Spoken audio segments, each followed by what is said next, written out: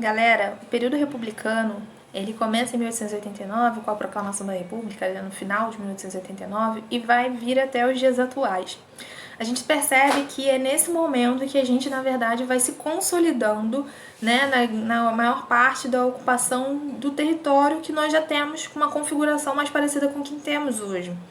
A gente tem aí o crescimento de um urbano interiorizado, as áreas mais do centro-oeste, região amazônica, começa a ser de fato sim ocupada, não de uma forma, né, uma densificação da população, mas o descobrimento, de certa forma, a consolidação fixa de territórios, né? Então, o que a gente tem hoje como território nacional começa a se desenvolver principalmente nesse período de consolidação por conta do café, que a gente viu no período imperial, e agora com um período republicano, onde a gente vai ter aí os grandes fazendeiros, de certa forma, sendo aí os responsáveis, os protagonistas pelo crescimento, né, do nosso país.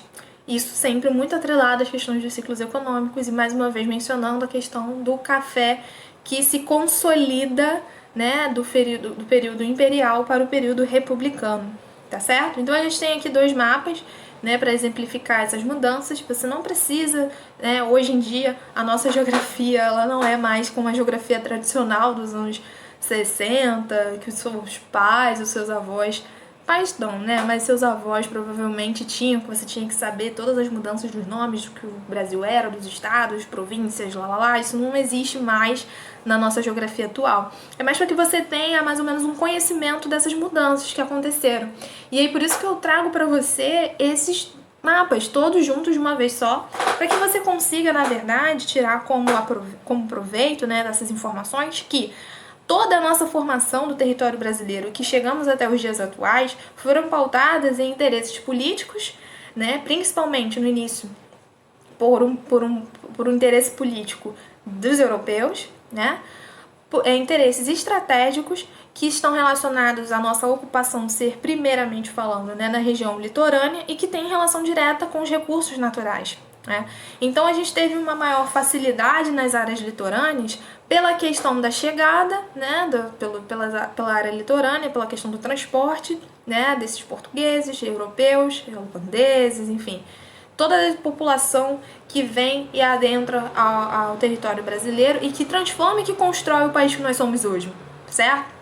À medida que isso vai passando, a gente vai tendo aí um processo de interiorização, até que já no período final, que a gente viu, o período republicano, nós temos uma consolidação do que nós temos como território hoje, né? Lógico que a gente teve algumas mudanças de nomenclatura, como por exemplo Guaporé vira Rondônia, Goiás se desmembra, vira Tocantins, enfim, a gente tem toda uma mudança aí de nomenclaturas e delimitações internas, mas o que nós conhecemos como território nacional, né, uma delimitação fronteiriça, se consolida principalmente após o café com os fazendeiros da época no período republicano, tá? Então a gente está sempre sendo pautado, na verdade, num país exportador, né, e que tem relação aí direta com as suas riquezas naturais e a ocupação histórica litorânea adentrando para o interior.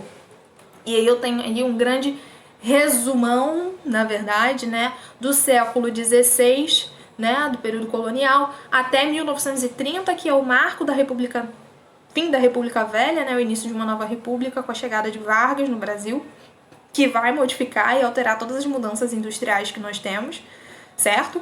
Que vai mudar também as dinâmicas econômicas, de migrações, enfim, do povoamento da população.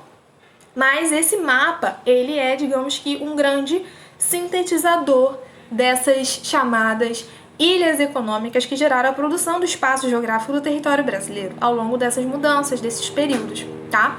Então, o que eu deixo de dica aqui pra você é que você se concentre muito nesse resumão desse mapa, né? Aqui eu consigo ver a expansão da cana, do tabaco, da pecuária, né, da agricultura, do algodão, mineração. Então ali você consegue ver na legenda uma amarração, digamos assim, de onde foram consolidados esses ciclos, né, e o porquê de ter uma concentração de pessoas e de cidades nessas regiões, certo?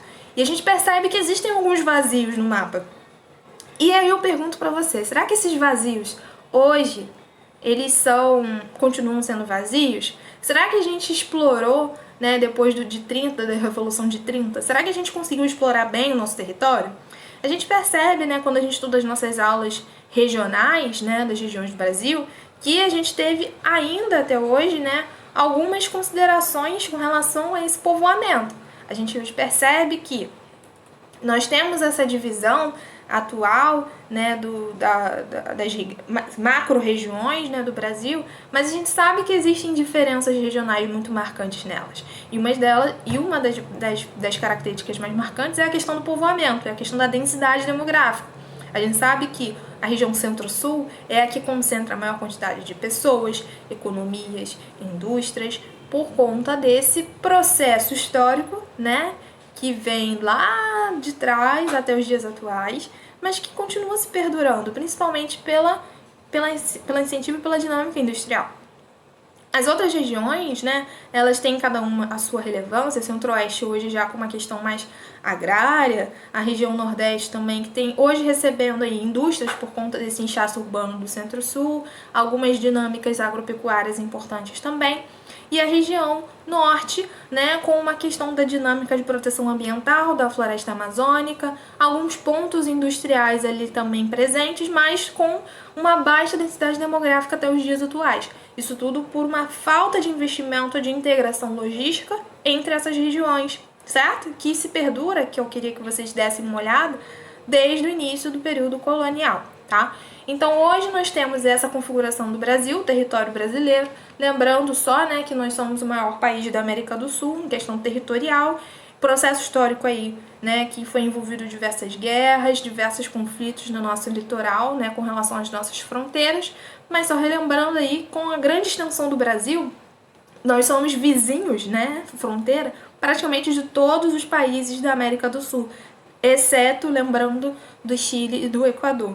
Então, olha só a dimensão de importância que nós tivemos ao longo de todo esse processo histórico passado, né, em questão de representatividade territorial. E eu trago para vocês uma questão para a gente falar da regionalização brasileira. Hoje nós temos essa regionalização que ela é pautada, né, em critérios fisiográficos e econômicos, relações físicas e relações econômicas sociais que agrupam esses estados hoje, né, como uma república federativa, nós somos delimitados por unidades da federação. Então nós temos estados aí que vão ser delimitados e vão ser agrupados em grandes regiões, e que a gente tem essa configuração atual das regiões Norte, Nordeste, Centro-Oeste, Sudeste e Sul. Então, com a última modificação do nosso território que eu queria mostrar para vocês, né, é da Constituição de 1988, né, um pós-período militar, que a gente vai ter uma mudança na nossa Constituição e que vai ter aí mudanças territoriais mais definidas, que eu queria destacar para vocês, que é a Constituição do Estado de Tocantins, que é o último a ser, na verdade, criado no Brasil já nos anos 90. Ele foi dividido, né, na região do estado que a gente conhecia como Goiás. Goiás pertencia, né, a esses dois territórios, e a gente tem essa desmembração, digamos assim. E aí Tocantins não pertence mais à região Centro-Oeste e tem características mais próximas à região Norte, segundo o IBGE. Roraima, Amapá e Rondônia passam a ser estados autônomos, coisas que eles ainda tinham uma relação ainda muito grande, né, com outras regiões próximas, então eles se constituem como estado. Fernando de Noronha, né, que é uma ilha, né, ela deixa de ser federal e se une, né, pertencente, né, ela se torna pertencente ao estado de Pernambuco. Então são as últimas mudanças territoriais, digamos assim, que acontecem no Brasil e que até então não há nenhuma mudança. Houveram algumas discussões com relação a dividir o estado do Pará, que é um dos grandes estados, né, que nós temos na região norte. Houveram plebiscitos, mas assim, a grande parte da população não quis, né, que houvesse a desmembração do estado do Pará. Então a gente tem ainda alguns conflitos, mas no mundo atual, aí, nesse cenário, né, do ano de 2020, basicamente, nós não temos aí nenhuma pauta para a mudança territorial do Brasil, tá certo? Então, gente, tendo então esse grande panorama, que tal a gente testar os nossos conhecimentos com relação a essa aula de hoje? Vamos então para o nosso próximo vídeo, para a gente tentar aprender aí alguns conceitos, relembrar algumas coisas vistas nessa nossa aula.